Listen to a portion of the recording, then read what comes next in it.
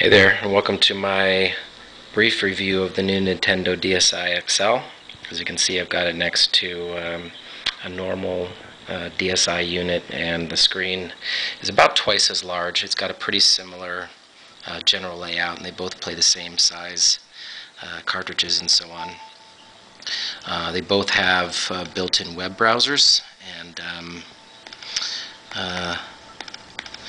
the bottom one is a touch screen, and the top one is basically a display screen. I also happen to have it next to PSP just for comparison, and the height of the new DSi XL is larger than the PSP, although the width isn't quite as big. But in any event, they both have your basic web browsers and so forth built into it, and I happen to have this running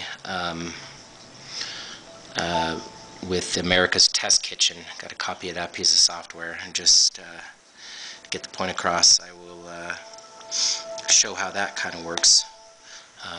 Maybe I'll show off a little bit about how it's different than the traditional DSi screen.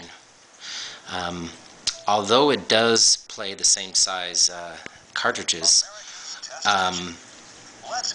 apparently if you downloaded software, the DSiWare on a traditional DSi unit, you can't transfer it to the new one, so you're going to have to buy that stuff again, which is probably not going to be ideal for people who already have a DSi, because then they're going to have to go out and get the new one.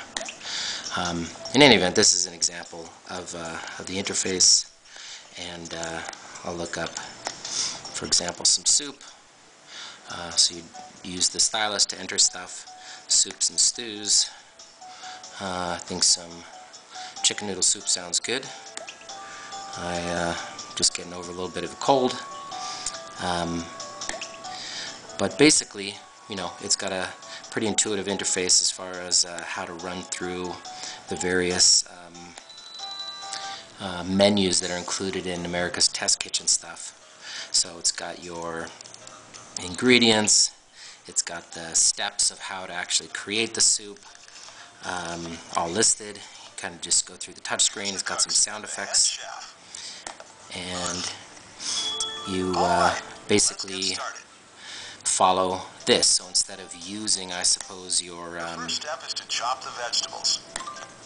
instead of using a normal cookbook, you can now use the DSi, and this to me kind of suggests how the DSi XL and the normal DSi are really looking to expand what you can do with these types of devices, and kind of entering new market segments that go well beyond gaming.